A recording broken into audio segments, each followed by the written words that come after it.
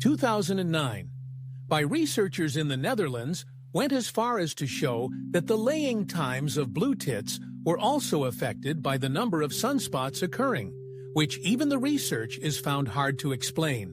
It's not like birds can look at the sun to see how many sunspots there are. Nevertheless, a link seems to exist according to the 5 nesting groups that were looked at. This isn't something that affects just blue tits, or even species like homing pigeons that are sensitive to magnetic fluctuations, who fly different routes depending on what time in the 11E cycle it is. I'm talking about the last unmentioned point in my horoscope, bad health. There are numerous studies on how solar cycles might influence this in 2011. A study spanning 2 decades of nearly 1/3 of women in Holland discovered a peak in 6 cervical pathologies that took place just after solar maximum when the sun's radiation was hitting hardest. The study also checked 1 man during the same period, which admittedly is a much smaller number of candidates still. It was interesting to note that the man experienced slight elevations in oral temperature, pulse rate, blood pressure, and respiration rate that took place soon after solar maximum too. It's not just physical, there's even an influence on the rate of mental disorders. A study into 2000s looked at 237,000 clients in the main Medicaid database collected between 1995 and 2004. They found that of all those clients, those born during higher energy chaotic cycles experienced an increased rate in mental disorders. If this is the case, then the cycle of the sun at the moment of your birth might just have influenced the course of your life. It's not quite star signs, but astrology might just be onto something, at least with one specific star. Ultimately, the science on this is still ongoing, and it should be stressed that any health impacts caused by these cycles are extremely minor. As one researcher put it, it took hundreds of thousands of patients to even notice that there was a health impact. The sun cycle should not prevent you from living your life. We're currently heading towards a solar maximum, predicted to arrive in 2020, but for those who are worried, living through or being born in a solar maximum isn't all bad. The same study suggested that this radiation might lead to a rise in creativity and adaptability. Perhaps it was during one such cycle, 80,000 years ago, that a human brain was mutated to give it abstract thought and consciousness.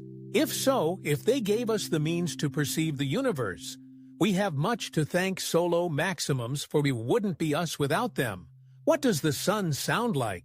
It's a simple enough question, and one that comes with a simple enough answer. The sun is silent, of course, because sound doesn't travel in a vacuum to us. The sun sounds like nothing at all, but let's do away with simple answers. What if sound actually could propagate through space without a giant cosmic muffler between us and our closest star? What would we hear? Would the sun sing to us, an enchanting melody in our sky? Or would its noise be such a cataclysmic cacophony? It would instantly be the last thing we ever heard. Scientists actually have the answer. Through spacecraft, like the Parker probe, which is currently making skimming orbits around the sun, they can detect the kind of pressure waves and particles emitted by the sun, and can convert those waves into the sounds we might hear if space was capable of such propagation. And interestingly enough, not all of the sun sounds are the same. I'm Alex Milan, and you're watching Astrom.